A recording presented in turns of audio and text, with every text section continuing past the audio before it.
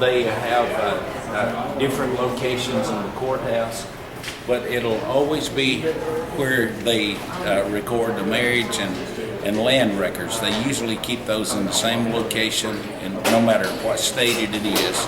So they made it titled the judge's office, or the place where they have it some other way. They used to have a term, orphans court, and that court was responsible at one time for taking care of these records. So most states, though, the probate judge's office, somebody in the courthouse can tell you where to find it. First thing I'm going to show you, because this is the first thing we came to when we came in, this is the general index to estates and will records. Now, I know of several people who have things recorded in here, and I'm going to show you how to find John. We're going to follow John Chisholm and his will all the way through. So I'll show you how to find it. They have everything in alphabetical. Well, to a degree, it's alphabetical. All the C's are together, and obviously, as they add to it, then it won't be as chronological. But I'm looking for Chisholm. I'm going to have to go back a ways here. And here's Chandler. Okay, here's Chisholm. This is where they start. Now, BF is one of John Chisholm's sons, but we're going to have to look for John Chisholm's will. Okay, see, it goes back again to A's, and then I think these were added maybe later. With John C. Chisholm? Let's see. There was one on the west side over there. Okay, you saw it over here. I skipped over it. Yeah, when you do it real quick like I did. Right okay. there. No, this is not the one. It's just John. It'd be John Chisholm.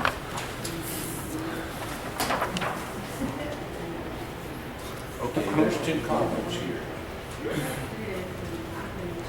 Two columns. I wasn't looking. So his should be over here. Yeah.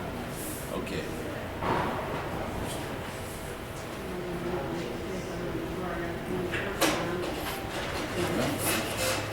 It should have been one of the earliest ones in here. I just sort of skipped over it, I guess.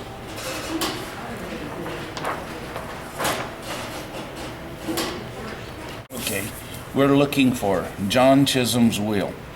Okay, of course they have last name first to put it in some alphabetical order. This is the file number 548. Now what this is this is a box that contains all of the little papers they use in dispersing the things in his will. Whenever money was issued or anything, a receipt of that was, a record of it was kept, and it's in this box that we're going to go from here now to where the boxes are kept. Now, a lot of courthouses didn't bother after a while keeping that in the same location. They've still got it somewhere in the county archives, but they don't necessarily have it at the courthouse. But here, we're lucky enough, they had enough room that it's all here. So the will is spelled out, what the man wanted in his will.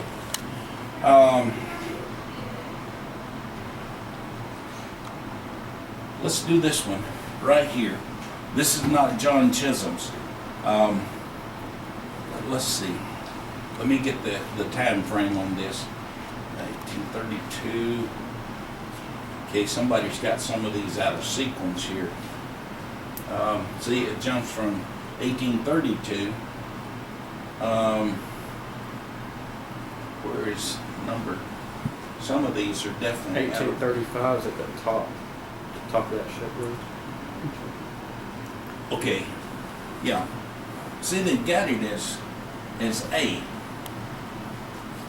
Okay. And one of you guys get a hold of this one and bring with us too, because I want to show you something in that will that this is part of how we can glean information. Now they've got an index for the page numbers where all of this is recorded. See, I just accidentally And the first page I turned to happened to be the page I want. So this is an index for the page numbers? Yeah, for the will book. And this is the John you Chisholm re- we looked up earlier. Yeah. See, the number that we got out there is for the box. After he dies, that's the administration part of the will. But here's the will, the actual will itself. And it begins on page 149. And this is what's neat, because when they start naming people that they want, see here, in the name of God, I, John Chisholm, of Lauderdale County in the state of Alabama, do make, ordain, and publish this, my last will and testament. Let's see, what is that? See, the way they wrote, you have to stop and look for that. Hereby revoking all other wills heretofore made by me. So apparently, see, he had lived in Kentucky for a while. He had lived in Madison County, and it may be that he's saying, all those wills I left in those places in case I died, that's null and void now. And that made it legal here. He starts naming off, he had 2 plantations in Mississippi. He has, there should be some people that witnessed this. William B. Wood was the judge. Let's see.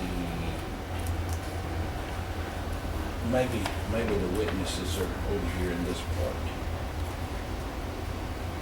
Yeah, he appoints his wife Esther, his son-in-law, Dr. Pugh Houston. Well, see, Pugh Houston was an elder in the church down there at Gravelly Springs in 1848. And I'll show you his name later on a document. But his brother, his younger brother, was the first Southern elected governor for Alabama after the Civil War. See, they had the Reconstruction governors that were appointed either militarily or by the president, in Washington. But the first free elected Southern governor was their brother, and I'll show you. Okay, we're looking into the book that contains the 21 to 25 will records in Lauderdale County. Now, this man was a brother-in-law to John Chisholm, but what's neat about this is who signed, who were the witnesses to his will. But this man had a son that became a real popular preacher, Lynn Despain. But the name, his name was Marshall Despain, not Marshall D. Spain, but Marshall Despain. But all people in courthouses would write it down like Marshall D. period Spain, like D was a middle name. And that's how it appears in the index here. You would never find him under the proper place that he should be, under the D's. And so you have to remember things like that when you're dealing with some of these foreign names that were in transition in the early days of this country.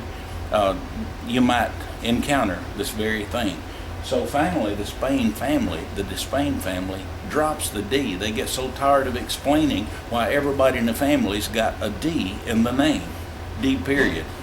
Well, it originally was D apostrophe, because see, when you delete the D-E-S, and that's how it was originally written in Spanish, was D-E-S, and then S-P-A-I-G-N-E, and with an accent over the E. Well, they finally just made it Spain. So here is where, but look, from 59 to 84. So we're going to page 59, and some of these pages are hard to see because, yeah, there was a second one, wasn't it? Okay. So this is page 59, and let's see where it begins here.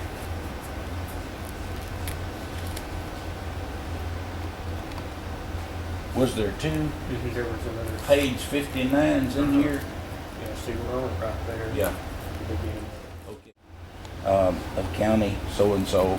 But then he mentions, see, he's talking about corn and fodder and all this stuff that he's got, and his wife, Rachel. See, Rachel was John Chisholm's wife's sister, Benjamin Lynn's daughter.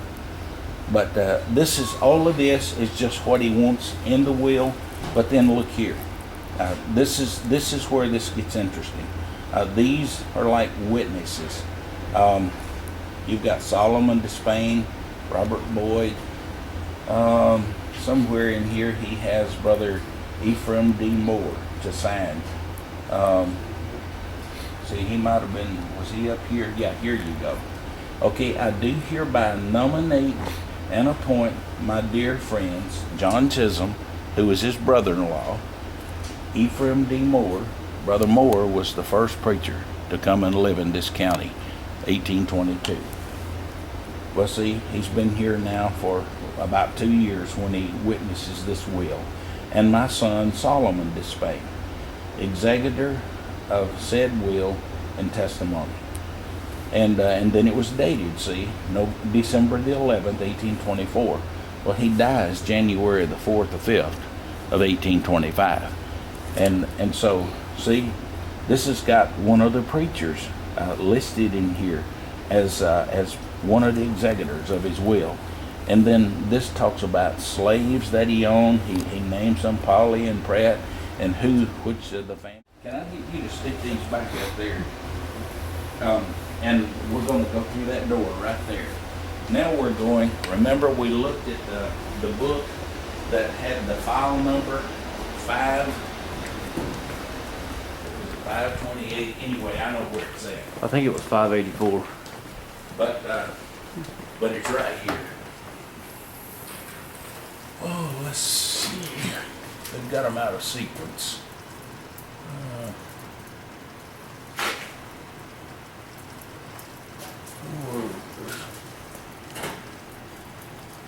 Well,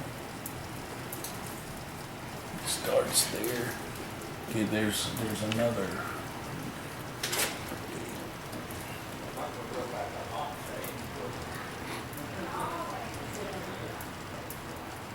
I believe it's here. I believe it's 550 something. Now, what are these that you're looking at right here? It's Chisholm.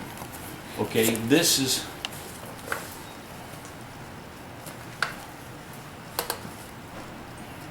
Oh, this is John. Yeah. This is right. This is what we want to look for. John Chisholm. You think it was?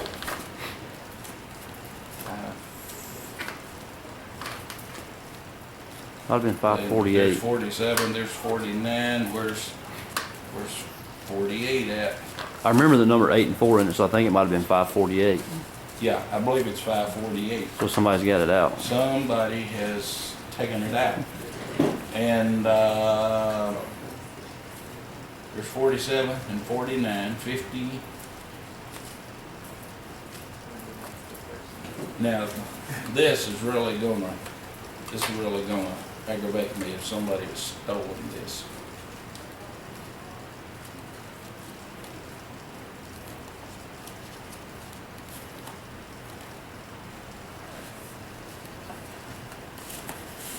What are these documents? The actual wills, or what are we looking Now at? this is the actual administration of the will. Yeah.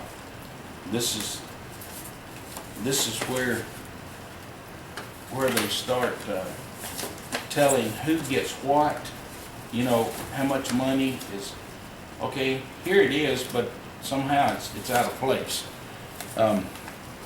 Okay, remember I said that it was file number, it's 458, that's what was in the book. Okay, here's the value of this, fellas. You start looking in here, and this is the original handwritten document. And Pugh Houston, remember, he was named as the head. Remember, he was a preacher, he was a school teacher, he taught Talbot Fanning in school. And no, that was his brother Ross, I'm sorry, that was the school teacher. But this man was an elder, he was a preacher. This, what I wanted to show you is this right here. This is where Alexander Campbell is mentioned in his will, or the administration part. Okay, July the 15th, 1850. Cash to Alexander Campbell, $22.50. Is that in focus there? See, let me point to the cash to Alexander Campbell. Let's see, let me find it here. Okay, straight out from my finger there.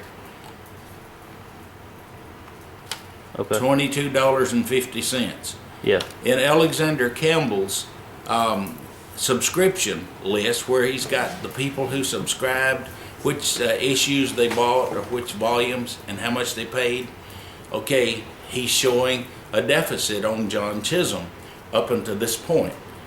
In other words, the exact amount that was paid from here is showing in Campbell's. That's why we know this is not somebody else. This is the Alexander Campbell of Bethany, West Virginia. So that's what's neat about this, when you start finding these connections between local people here and some of those figures like Stone and Campbell in other places. But the Chisholm family for years and years were good, faithful members. They were the ones who started the church in this county. This man right here, John Chisholm, in 1816, he and his family were the ones that started the church that's now Stony Point. So that's what's neat about all this is that there was a Campbell connection here too, but it started out as a Stone connection first, and for 25 years it was Stone's influence, not Campbell's. It was only through Campbell's later publication of the Millennial Harbinger that they began to read. 1833, 1834, they began to come into this part of the county, and so there's your Campbell Chisholm connection, or your Lauderdale County Chisholm connection. Now there's a friend of mine. He's not a close friend, but he's an acquaintance. Maybe that's what I should say. Who's written a lot of history, but he made a sweeping statement that he is totally wrong in. He said that it was the Campbell influence in North Alabama, not the Stone influence, that strengthened the church here. He's totally wrong. I can show you where men in their later reminiscence, and they were published in Gospel Advocate, saying that for years we had never heard of Brother Campbell, but we knew Brother Stone and his people, but we didn't know about Campbell. And so what they were doing is trying to establish the fact that it was not Campbell but Stone that was influential in the beginning of the work all across both sides, the counties that touch the river on both sides, all the way across Alabama. So the Tennessee Valley was Stone country, not Campbell country. But that's what I wanted to show you there.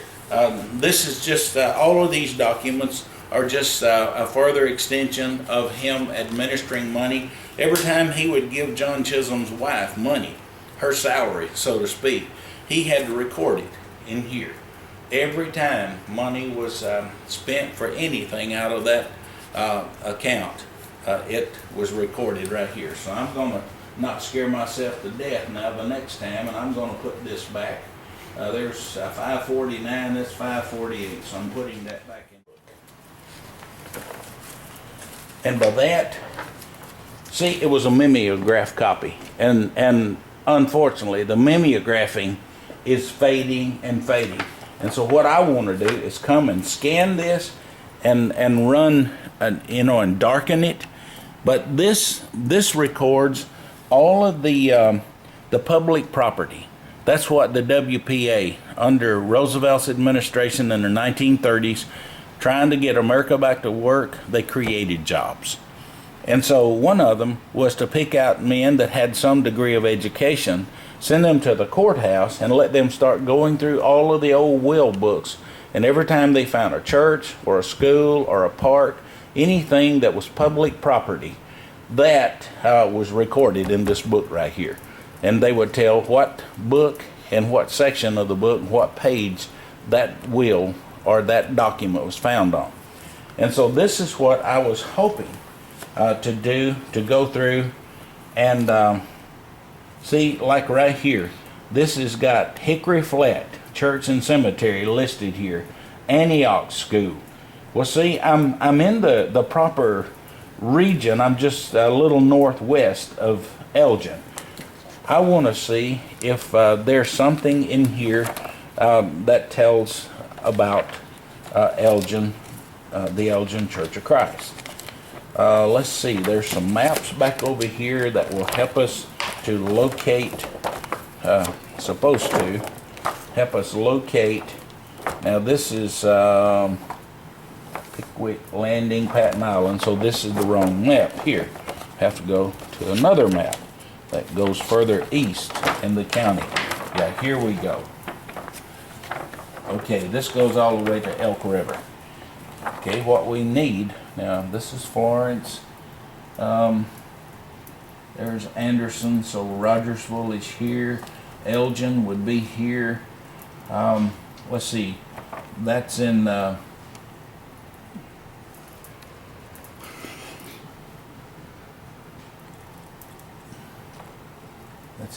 Township E, and it would be, no, that would be Range East. Range 8 right here.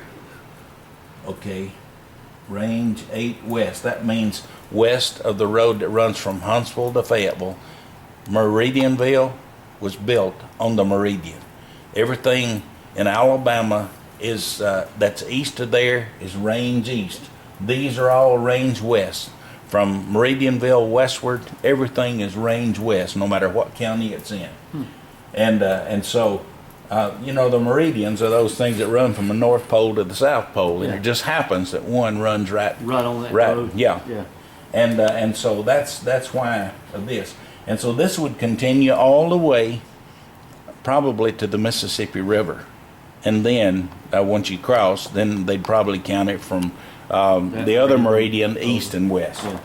But that's what this is all about. But this is in Range 8, and it would be Township 2 South, right here. And so that's what I'm going to have to look for in these things here. So you're looking for Range 8, Township 2? Uh-huh. And let's see, they should have this, okay, Grassy Church. If we can come straight south from Grassy, there's the Church of Christ. That would be in Lexington. We're coming down the right road now. How do you know that's Private- in Lexington? Well, Grassy. Okay. The nearest Church of Christ to it's in Lexington. Private tract. Okay, Bethel Baptist. Private tract. Cumberland Presbyterian. Yep, that's coming right on down. We're coming toward Elgin. Now then. See, they've got it. There's Grassy Cemetery. Again, there's Powell School. Here's a Church of Christ. Okay, Missionary Baptist. And then private tracts, and then Missionary Baptist.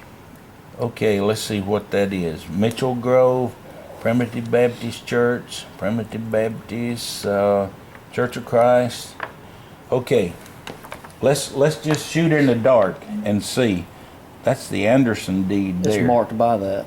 Oh, so that's okay. So that's on the road from Rogersville then. So that's not the one. Okay. Okay, this is Range 7. So we need Range 8. Here's Range 8. Yeah, this one's Range 8 too. so- Okay, Pettis Cemetery, Pettis Pleasant, Mount Pleasant, Presbyterian, Mount Pleasant. Here's a Church of Christ. We've got Free Will Baptist, Church of Christ, and then Methodist Church. This is the one then, I think, right here. Okay, let's find the book. Let's see, it's got a, This is Township 1. You said Range 8, Township 2 earlier. yeah, but it's right on that border, see? Okay.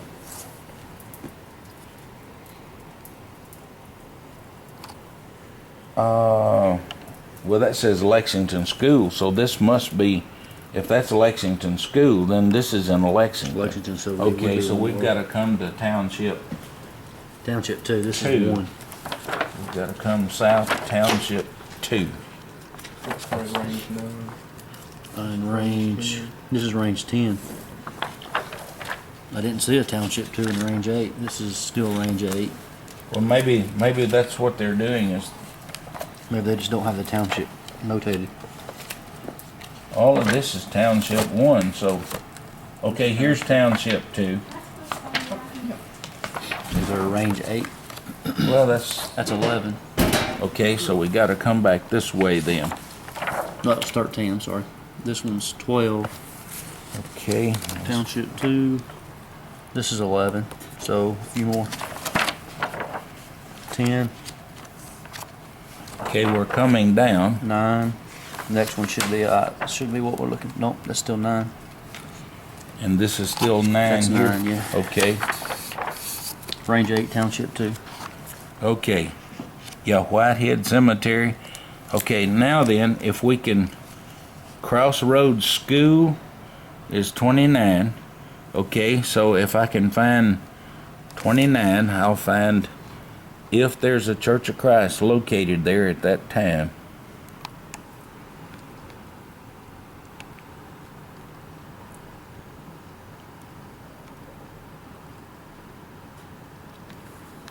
Baptist Okay. Church.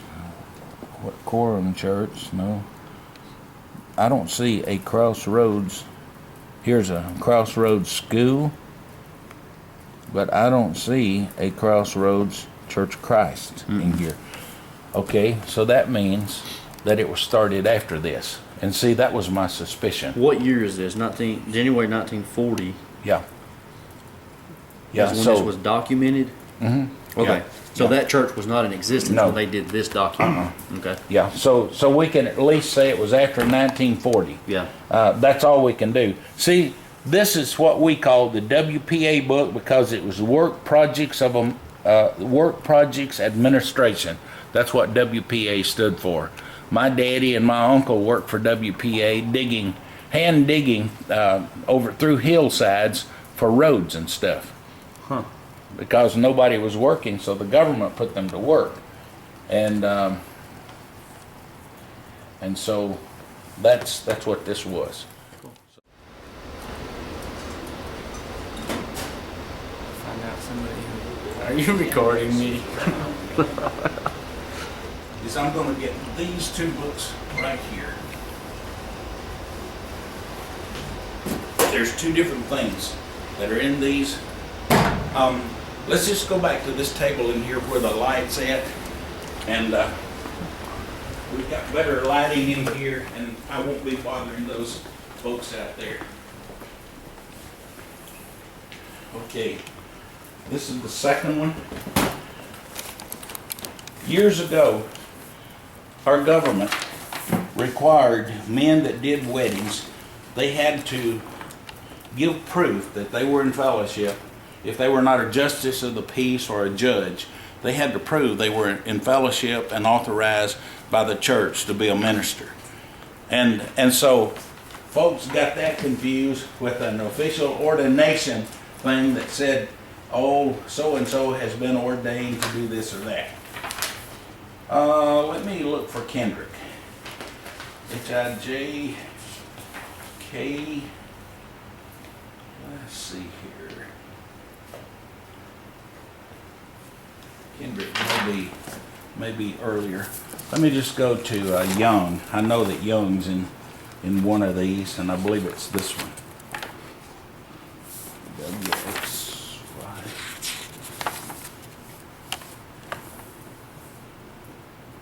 Okay. James Young was one of the early ministers in this county. He was here from the 1820s forward, but I believe that I'm thinking he was baptized at Cypress Creek in 1826, same time Fanning and Allen Kendrick were. And because I know there were a lot of Youngs living in this area at the time, but here on page 86 in this book is what's neat about this. Remember I said that the government used to require them to show proof of their being in fellowship with a church before they could do weddings. And this is in the marriage records book? Yeah. Okay. Yeah, this has to be in the record, the marriage records, so that they can prove that they're in fellowship with these churches. Okay, here's the James Young testimonial, and I will read it. I know it'll be. Let's turn this so it'll be up just a little, and maybe this is James Young testimonial. Now it's in the index just like the wedding, and the man's name is always listed first in these, his last name, and that's how you find them in the index. Now someone has produced a female index where the female name is first, but originally it was the man's name, and so the older indexes or indices will show that. Okay, the state of Alabama, Lauderdale County, Orphans Court. Remember I said at one time it was the Orphans Court, which they don't use anymore, that title. But that was the court that was responsible for land records and marriage records. So that's why the strange title here. Orphans Court, 17th of September, 1835. James Young produced to this court his certificate showing to this court that said Young was a regular licensed minister of the gospel in the society, and then they repeated themselves for some reason. Minister of the gospel of the society of Christians, called Christians. In other words, that's what Stone's people, they use term Christian church, Church of Christ. And so he's of the Society of Christians. They use that in the sense of all people who believe the Bible, but then specifically the group called Christian. Let's see. Okay, to the Society of Christians, called Christians, and in regular communion with said society, and ask leave of this court to solemnize the rite of matrimony according to these and theretofore, to authorize said James Young to solemnize the rite of matrimony within this state. And this is this AC here is he's the court recorder.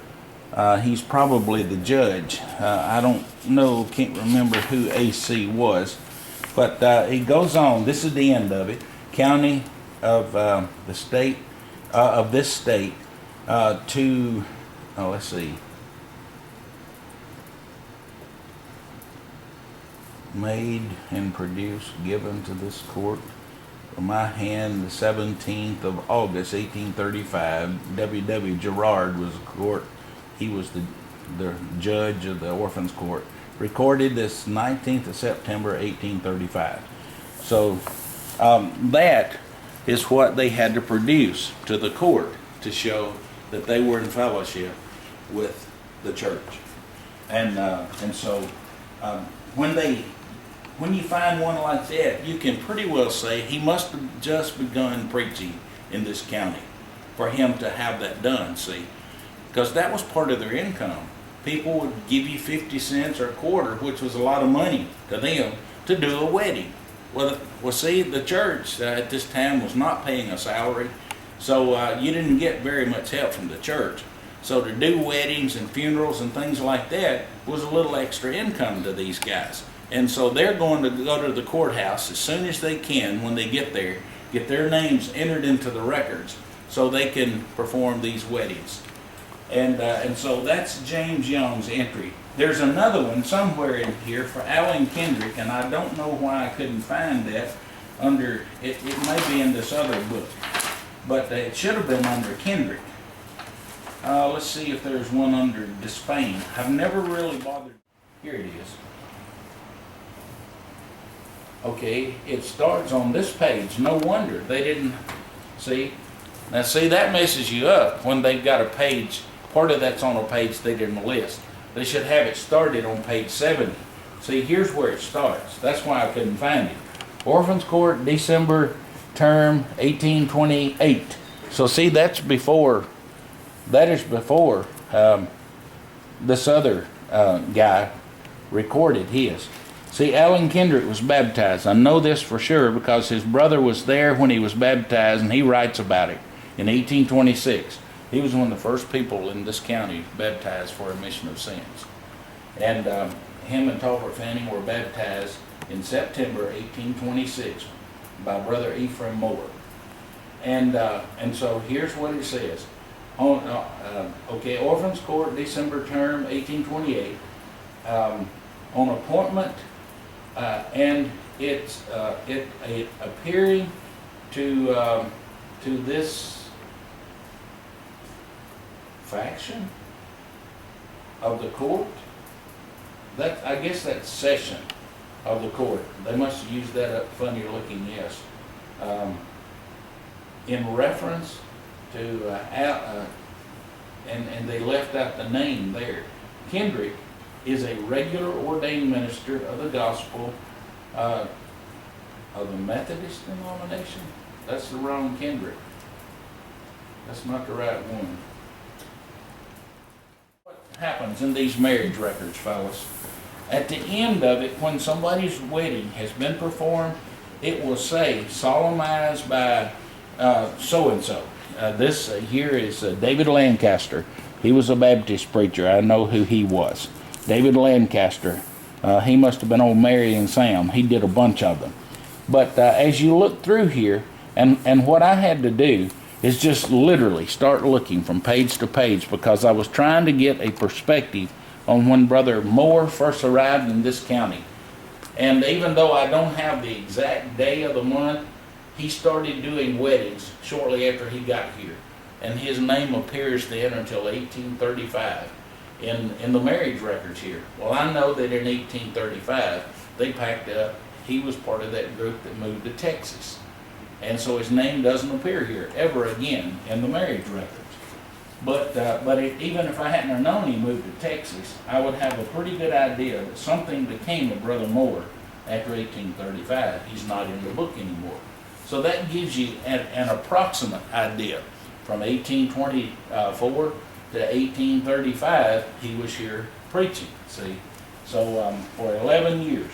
Well, his name will appear in several of these documents where he has performed weddings. I was hoping I could just turn to one and look up and find it so that I could show you how this is. Well, you see, a lot of these documents are very hard to read because they're old. Some of the ink, by the way, was nothing more than pokeberry juice. Because they just had to use whatever they could find. And here's one, D. Moore, but I don't know, it doesn't have the ED. It's just D. Moore. And it says Evangelist of the Church of Christ. So this is Brother Ephraim Moore. Why they didn't put the E in front of it, I don't know. Maybe it was there and it's faded out. But when it's got ECC like that, that's Evangelist for the Church of Christ, or the Christian Church. Let me record that page. Yeah. Yeah, see, he married this fellow Thomas Beaumart and Sally Johnson. And it was recorded the 9th of April, 1823. See, but this is D. Moore. And there should have been an E in front of it, but the ECC, Evangelist of the Christian Church or Church of Christ. It's got both. Now, as I've looked through this book, I began seeing Brother James Matthews' name appear after 1825. And it's always at the bottom. See where it says recorded or solemnized by, it will have their name unless the judge himself did it. It will have the name of the preachers. So this will help you to sort of pinpoint when preachers came into the area and when they left. That's what marriage records are good for. And sometimes you can find when they were married. Let's see, this is, what years does this cover here? Let me show you while we're here. if I can get the proper date, I'll show you B.F. Hall's wedding records. Okay, now here is where knowing something about where, names that were affiliated as elders or some of the leading figures. I took Alexander Campbell's subscription list of people who bought the journal from him. They were the wealthier people. And unfortunately, they're always the ones we choose to be the trustees and things like that to our property. That's just the way it is. Knowing that, I took those names and I started going through these records looking for clusters of those names. Well, see, I knew the Houstons. I knew that there was 2 Houstons that was always connected with this one area. I knew there had been a church there, but there wasn't anymore. So I started going through the reverse index. Let me go to the H's. And it's a laborious thing, but when you get through, you have succeeded in finding where some church property was recorded that's not there anymore. So here's what I did. There's just one column of names to each page. Well, there's 2 columns, but the grantee is the one who gets the land. He's the buyer. The grantor is the one who grants it. He's the seller. Okay. I knew that Hardy Hightower was connected, so I looked for combinations of names that where Hightower and Houston might be combined or something like that. So I just start looking down through here, start looking for Houston or Hightower, clusters of names. See, here's Howard and Anderson. So they're buying something together somewhere, and so I'm quickly doing this because our time is run out. But as we scan down, there's Hightower. I always pause and look at those, but they're not connected with other names. And so I keep looking for clusters of more than one name. And keep looking. And see, there's Hawkins and something, trustees. But that's still not what we're looking for. We're looking for Hightower or for Houston. In a cluster of names, because they were the first people that were connected with this. So you just have to keep looking, and eventually, right here, I struck gold. Hightower and Houston are two names that I found. Okay, so this is in book. Let's see. This is in deed. It tells us the book. I'm having to sort this out. Book 12 and page...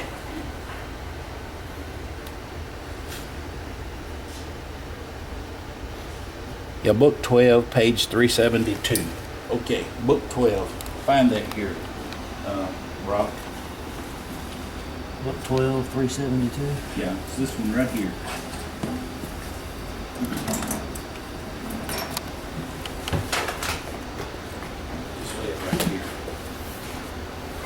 Book 12, 372. Lay it on top of that one. That way it'll be propped up just a little. 372, wasn't that what was it? Mm-hmm. Okay.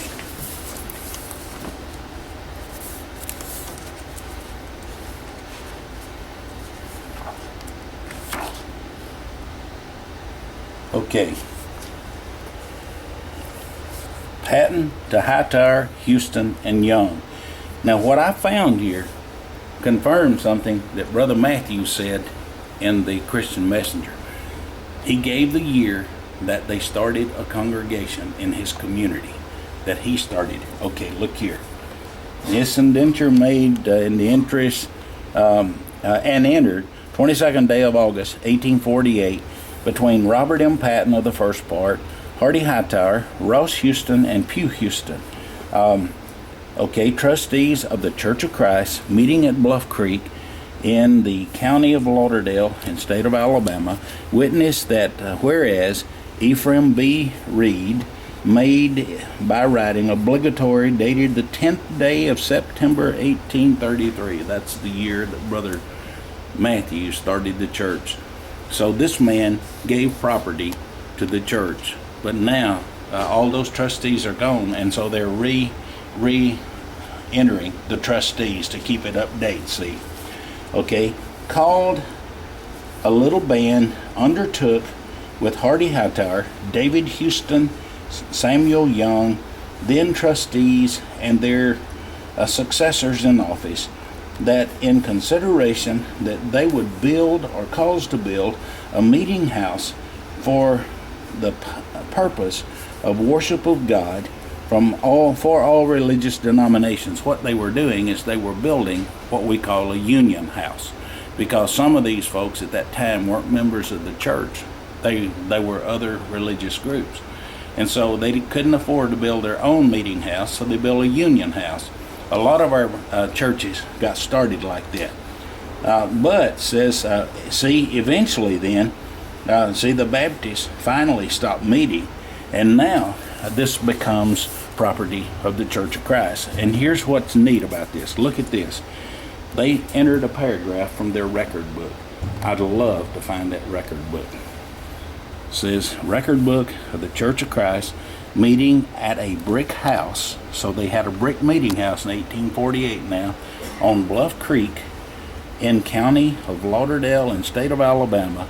The members of this church take the scriptures of the Old and New Testament as their only creed and believe most firmly that no other rules but those of the Bible should be adopted within their faith or practice of Christians. Signed, Hardy Hightower, Ross Houston, Pugh Houston.